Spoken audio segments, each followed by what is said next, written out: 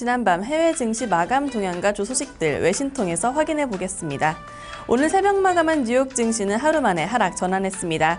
키프로스에 대한 구제 금융이 새로운 우려로 발전한 영향이었는데요. 이 소식 CNBC 통해서 확인해 봅니다. 현지 시간으로 25일 CNBC는 뉴욕 3대 지수가 예룬 데이셀블룸 유로그룹 의장의 발언에 일제히 하락 전환했다고 전했습니다. 앞서 키프로스에 대한 구제 금융이 타결되며 시장에는 긍정적인 분위기가 흐르기도 했는데요. 이날 데이셀블룸 의장은 키프로스는 지금까지 없었던 형태의 구제 금융을 받게 됐다며 유로존 다른 국가들의 은행권 역시 이 같은 재구조화에 나서야 한다고 밝혔습니다. 은행권의 부실 문제를 주주, 채권자, 나아가서는 예금주들이 함께 책임을 져야 한다는 것이며 이 같은 방침이 키프로스뿐 아니라 다른 나라에서도 적용돼야 한다는 것입니다. 이에 금융주를 중심으로 한 하락세가 이어졌습니다. 뱅크 오브 아메리카, 시티그룹, 모건 스탠리 등이 모두 약세였습니다. 랜디 프레드릭, 찰스 슈아브 매니징 디렉터는 투자자들은 여전히 키프로스에 이목을 집중하고 있다면서도 지금의 상황은 그리스의 구제금융이 지원될 때와는 다르다고 진단했습니다. 이어 올 들어 S&P 500 지수가 크게 올랐다며 지금 투자자들은 조정 국면을 통해 매수에 나설 기회를 노리고 있다고 덧붙였습니다. 지난해 페이스북의 기업 공개 당시 나스닥의 기술적 결함으로 매매에 일부 혼선이 빚어졌습니다. 이와 관련해 이날 미국의 증권거래위원회는 나스닥 그룹이 제출한 보상 계획을 승인했는데요. 이 소식 외신 통해서 확인해 봅니다.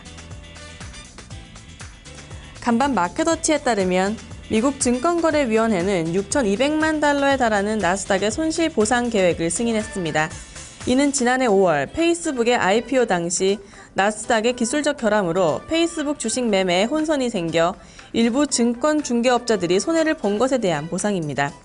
증권거래위원회는 보상 금액이 10개월 전 발생한 모든 손실 규모를 포함하지는 못하지만 가능한 한 최대 보상 내용을 담았다고 승인 이유를 밝혔습니다. 이어 보상 계획 승인과 중개업자들이 나스닥에 제기한 소송과는 관련이 없으며 추가 규제 조치가 없는 것도 아니라고 덧붙였습니다. 반면 증권사 UBS는 당시 3억 5천만 달러의 손실을 봤다며 이번 피해 보상안을 받아들일 수 없다는 의사를 표했습니다. UBS는 증권거래위원회의 결정이 우리의 의견을 바꿀 수는 없다며 모든 손실을 다 보상받을 것이라고 밝혔습니다. 한편 이날 페이스북의 주가는 2%대의 상승 흐름을 보였습니다.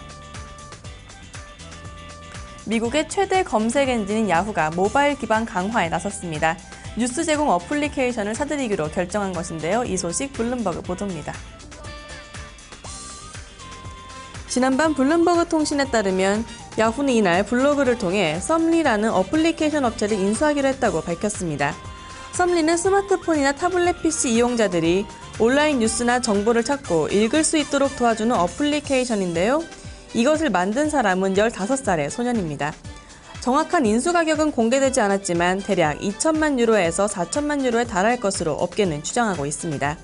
야후는 블로그를 통해 대부분의 기사와 웹페이지는 마우스 클릭으로 나타나는 형태를 취하고 있다며 이를 휴대폰과 태블릿 PC로 옮겨오는 것은 획기적인 변화가 될 것이라고 전했습니다. 마리사 메이어 야후 최고 경영자는 개인 사용자에게 적합한 차별화된 웹 서비스를 제공하고자 노력하고 있는데요.